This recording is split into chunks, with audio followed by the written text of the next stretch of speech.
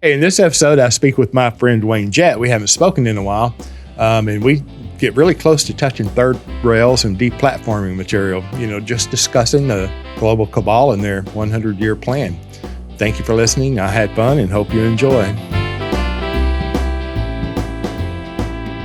Welcome to the Bankwood Live podcast. I'm your host, James Neathery, and I'm as excited as I can be to have our friend Wayne Jett on with us again today. It's been a while since he's been a guest. If you're not familiar with him, I encourage you to find out who he is and why it matters to you, and you'll have that opportunity.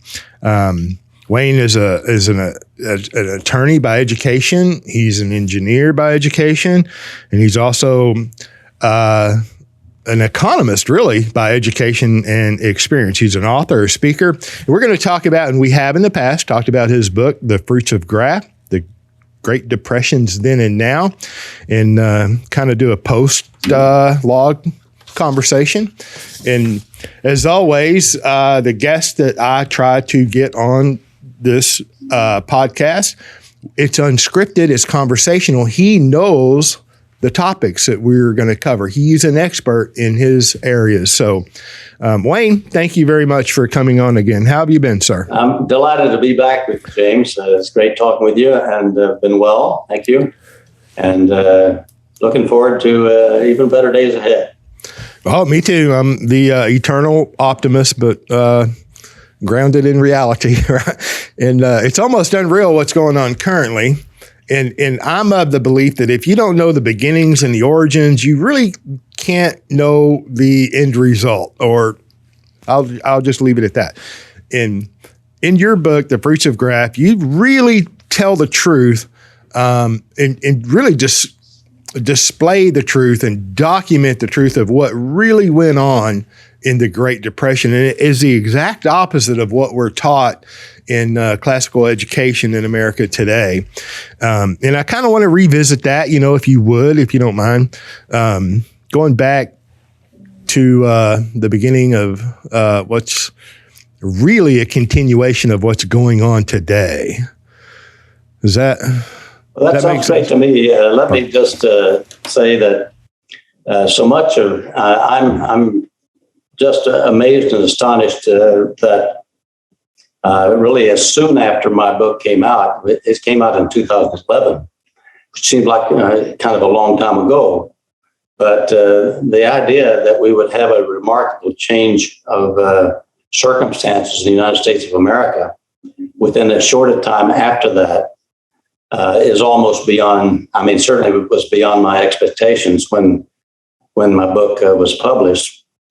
But it simply brings to mind, putting it in some historical context, 1880 was an important year historically. That's reported in my book, but just to kind of call it to mind again, a couple of things are relevant from 1880.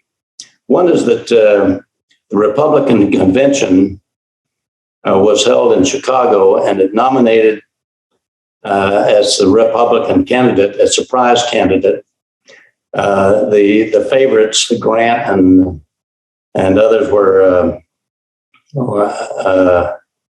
not chosen.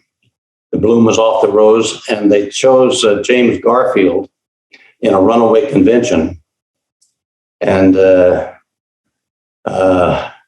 was such a shock to the system that within a few months, I think 3 months or so after he was inaugurated, he was shot while unarmed and unprotected at a railroad station catching a train by a so-called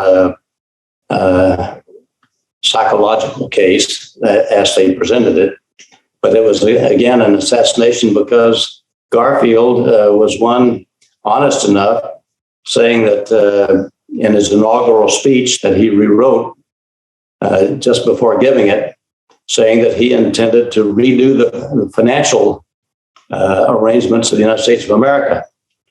And we're only now learning, including myself, of some of those financial arrangements that have not been made clear by our historians.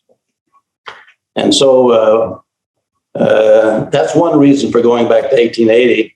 The other is that the same year, or actually the first edition, I think, it was self-published in 1879 of the book Progress and Poverty, which is still the best-selling book on economic matters ever written. It sold 2 million copies between 1880 and 1900, thereabouts, which is by far the largest circulation and greatly respected.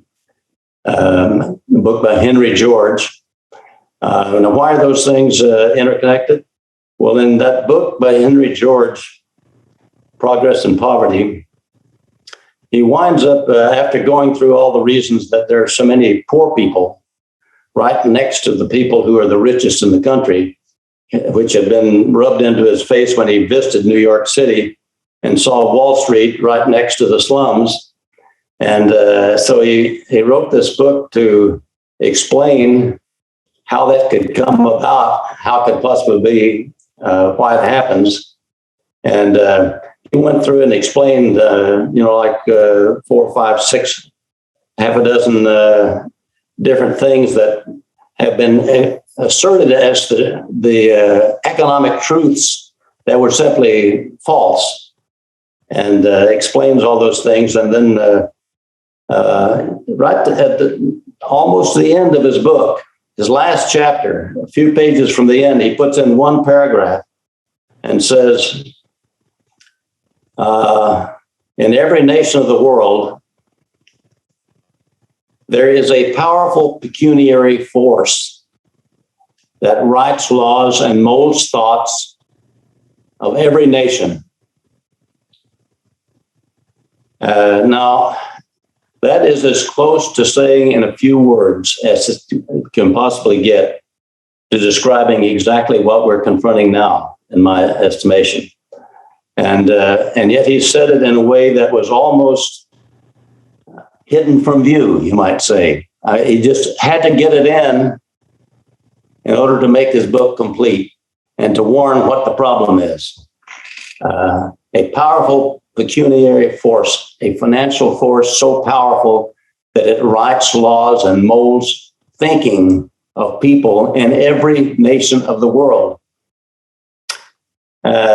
So there's your warning, or alert. And his book was so well received, and he became such a celebrated person, so well respected. He moved to New York from California, where he was a small newspaper man, and he had actually he went bankrupt just before he published his book.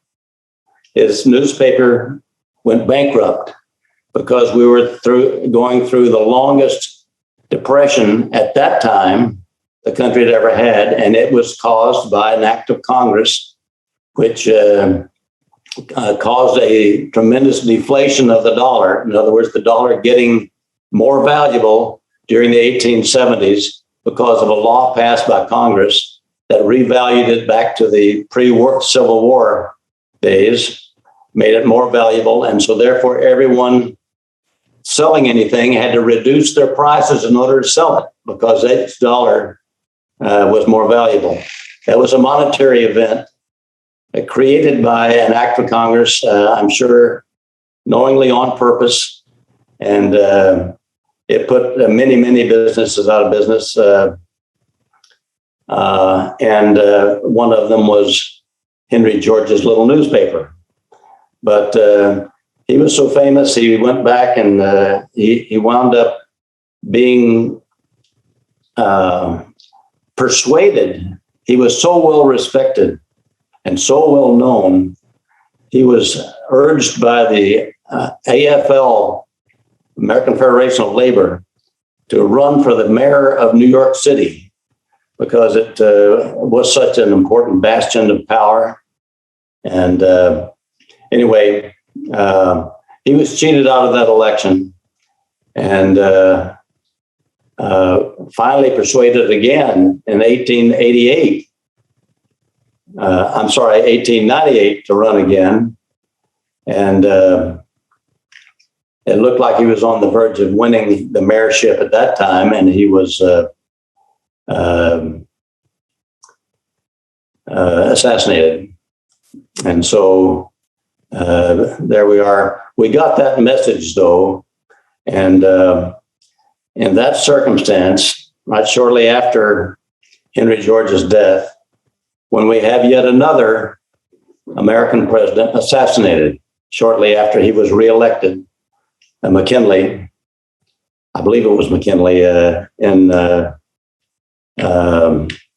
1901, who was shot upon his reelection, and Theodore Roosevelt, being his vice president, assumed the White House.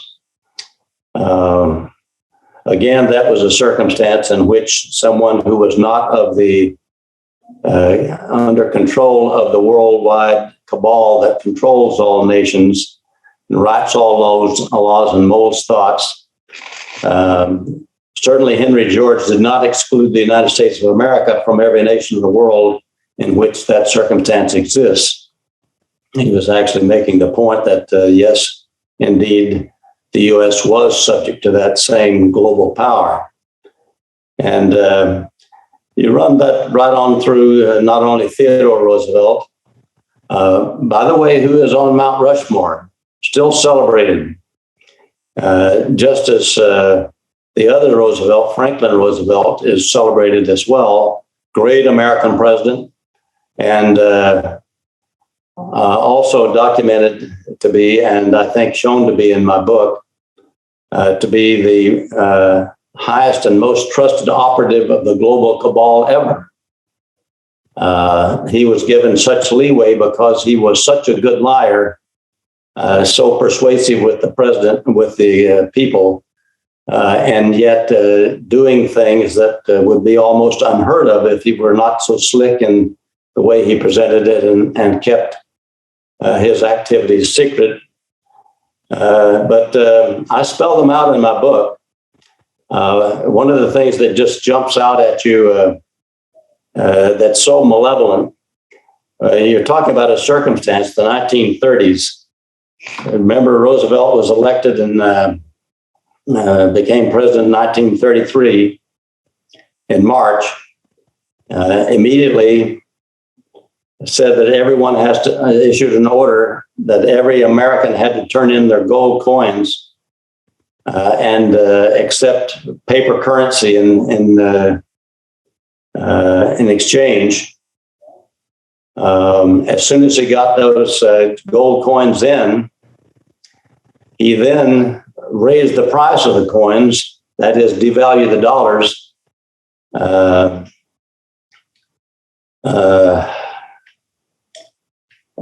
So significantly that all the people who had been run out of the market and had to close their factories or the businesses and get whatever cash they could as a liquidated type of asset and put it into gold, they had to hold that 2 or 3 years until Roosevelt got in. And then he takes it all at $20.67 an ounce, and then within a year later, makes the dollars they got worth about 40% less. So not only did they maintain the purchasing power, they even lost more when he made the devaluation after he had already taken the gold. And he puts all of the profit from that operation into a secret fund that exists to this day that does not have to answer to Congress or to any politician as to how it's used. It's the secret fund that's called the Exchange Protection Fund or something of the sort. Exchange Stabilization Fund. Right. So in that circumstance, you can see certainly beyond any doubt that global cabal was well in charge of the United States and its operative, Franklin Roosevelt, all during the Great Depression. Let me tell you what he did next. Still to this day, there's not an economist that has told the truth about what Roosevelt did that would have jumped right through the screen at you or through the radio at you in those days if people had just known about it. He immediately began using Treasury money to buy gold secretly on the open market. He bought it in prodigious amounts, starting in 1933, and it went all the way through 1940. As of 1930, the United States, in all of its history, and its history was very prosperous up to 1930, 1929, basically the Treasury had accumulated gold on the basis that we were selling more abroad than we were buying abroad. And so when we sold exports, the cash that comes in as gold from the other countries. And that's how the Treasury gets built up. We had over 6,000 metric tons at that time. Well, in the 8 years, 1933 through 1940, Roosevelt was secretly using money from the economy to buy gold. And he bought more than twice as much gold during those 8 years as we had accumulated in our entire history up to that time. He bought over 13,180 metric tons of gold. That is a lot of money when he's taking it out of the mouths of families that are trying to feed their children and unsuccessfully doing so that we had 3 to 6 million at least Americans die of starvation during those 8 years. That was no less than very purposeful. And it shows you what the objectives are, in my mind, objectives are of the global cabal in terms of its subjugation of the people and the destruction and killing of as many people as possible whenever they can do it, whenever they can come up with a scheme for it. Now, one thing I didn't get to mention about that 1901 situation is there was another little book that came out at that time. A man, in fact, was celebrated in the White House of Theodore Roosevelt with a reception, large reception in his honor. H.G. Wells, a British guy, supposedly a commoner, but had written a little book that still to this day almost nobody has ever heard of. But they heard about it then. When he came to the reception, he was on the arm of, or she was on his arm, of Margaret Sanger, the woman who was the one who established Planned Parenthood and was such a champion of aborting as many babies as possible. Clearly, one of the additional hallmarks of the global cabal that wants to destroy as much human population as possible. That little book of 1901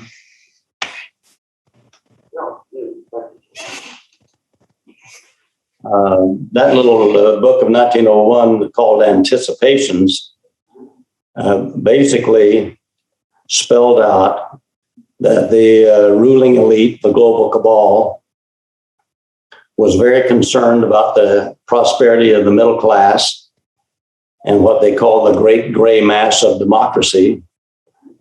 And he spelled out in so many words that the ruling cabal, the ruling families of the world, had decided in no uncertain terms that the middle class had to be wiped out entirely, completely, eliminated from the earth, or else they would become so powerful that the ruling families would never really be able to get control back again. And so their plan that he laid out, the H.G. Wells book, talked in great detail about not only what the problem was, but also how they would solve it, how they would eliminate people, eliminate all of those in the middle class in such ways as they could determine.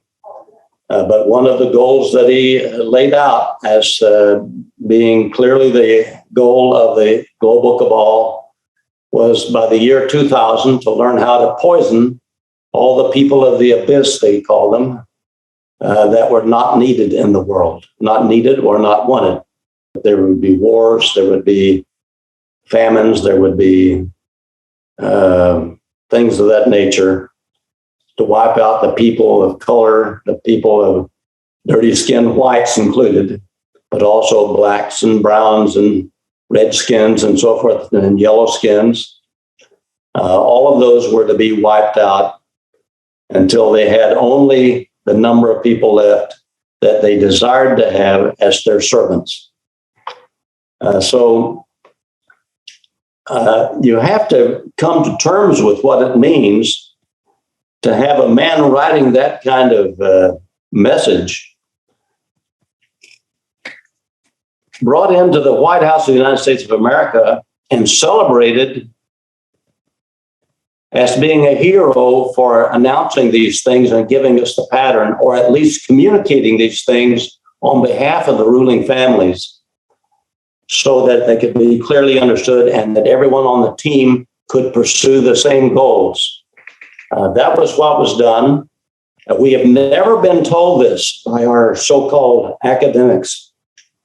We've never been told by our politicians these things. We have been misled in those important respects. And so there's been a lot of catching up to do. But frankly, a lot has been going on apart from my book. But I could hardly believe that they were coming to fruition so soon after. It seemed like a long time between 2011, when my book first came out, and 2016, 2015. But my goodness, my years certainly got points on them when the man came down the escalator and seemed to be of a persuasion that something needed to be done differently in order to get the ruling elite off our necks. And so that's where we are now. I think we're still in that process. There are many aspects of that relate to personal planning and how you conduct your affairs. Certainly there is these days in the United States as to how families can prosper and stay together and survive as well as do well. That is certainly still in all of our aims and vernacular, but it's a challenge.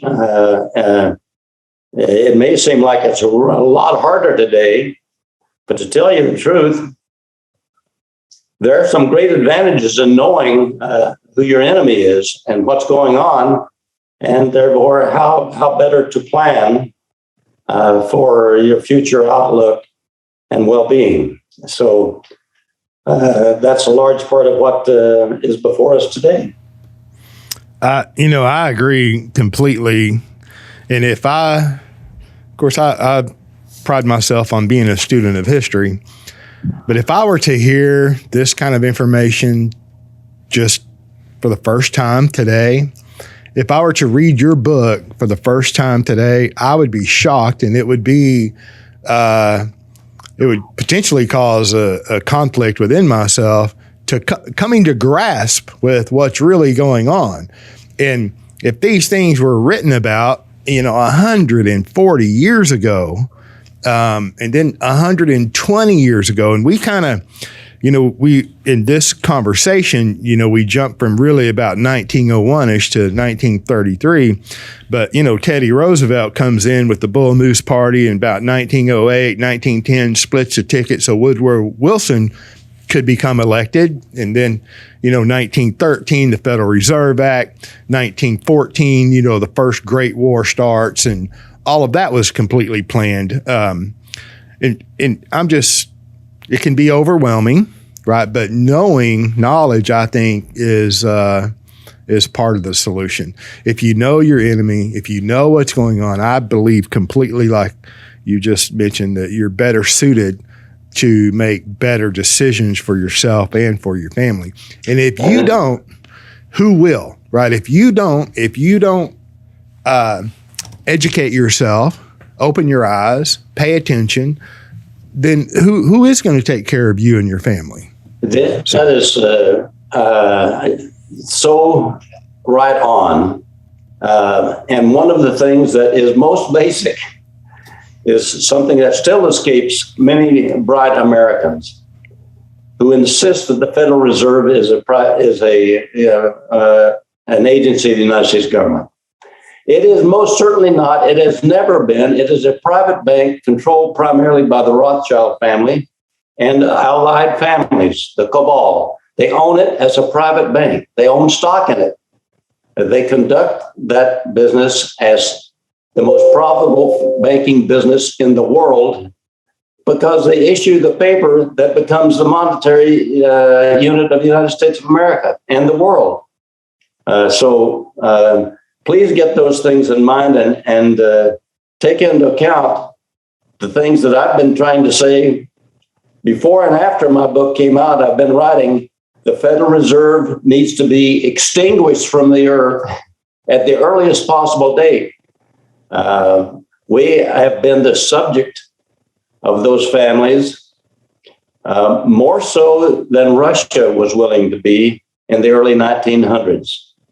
They said no when the United States said yes to that Rothschild bank. And as a result, they were invaded back in 1917 in much the way that the United States has been invaded now with violence financed by Western Rothschild-controlled banks, put in there and made to become under the thumb of the communists. They were a Christian nation just like the United States. They still are today, despite the 70 million people or more they lost, murdered by those who were subjugating them. They made it through and finally threw them out. I completely agree. I agree with Alexander Solzhenitsyn, too, that it was not a Russian revolution. It was a Bolshevik revolution. And it's exactly what's going on today. You can change the names, but it's exactly what's going on today. Right before our eyes, it's like a slow motion train wreck. And, you know, I would just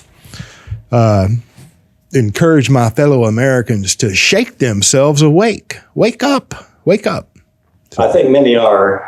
Thank goodness for that. And I hope we're doing a little bit of good to provide a little information to help the wake up and to help the response to guide it. I think, believe it or not, we have better days ahead. I'm still hopeful in that regard. We've got to make it that way. After all, let's not go into the situation of taking 70 years like the Russians were forced to do. And unfortunately, our government probably had some to do with making it as long as it was for the Russian people to get out from under the thumb of so-called communism, which is basically the force exerted by the ruling families. I think there's some evidence to indicate that the ruling families have been deposed or are being deposed. And so let's look for a good turn of events. I'm looking for that. That's a little murky to see it right at this point, but I believe it's coming about.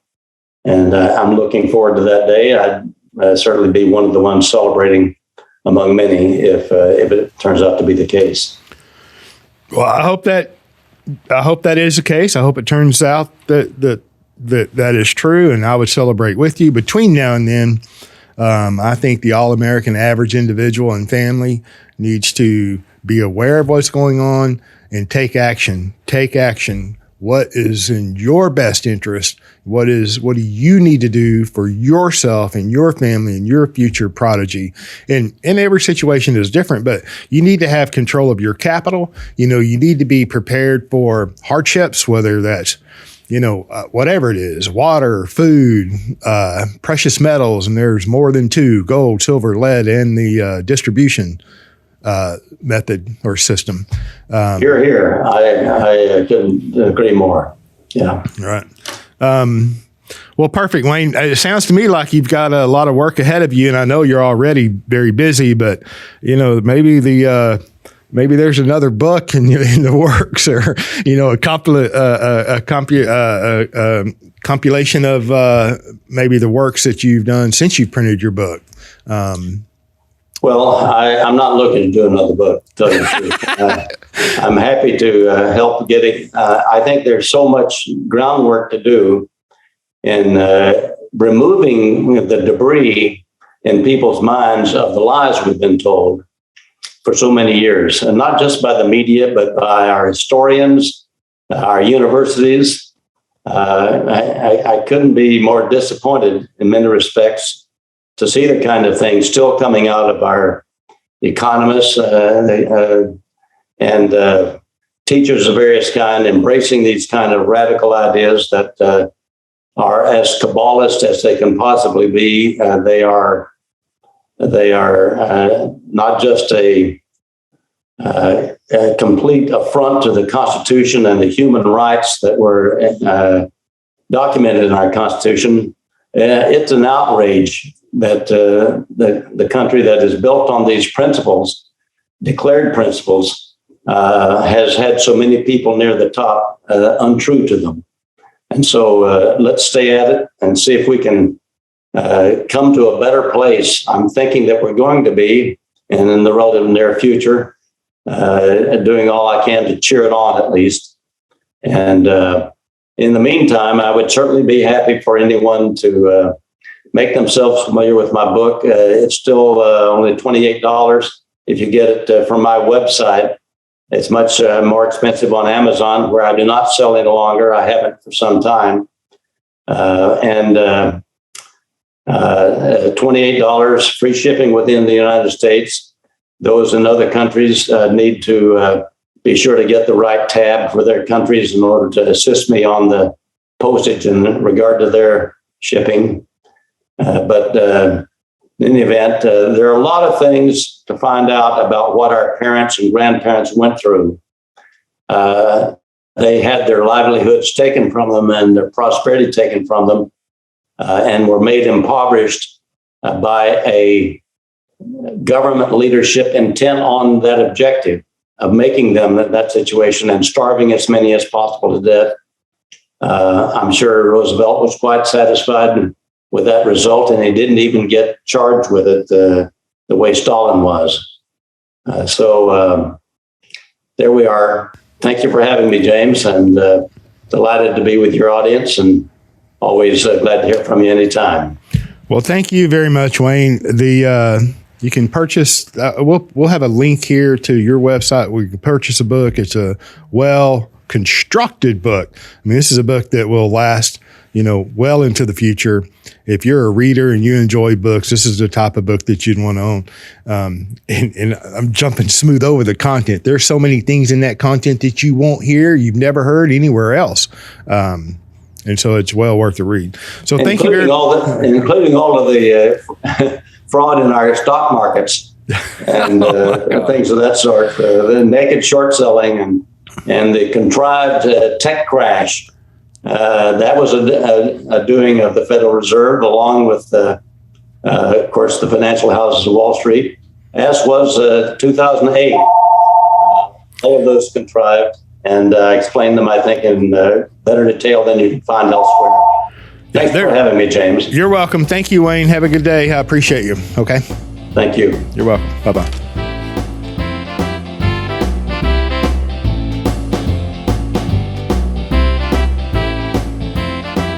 Thank you for joining us on the Banking with Life podcast. If you're watching on YouTube, make sure to like and subscribe and click on that little notification bell. Otherwise, join us on Apple Podcasts and Stitcher for weekly content.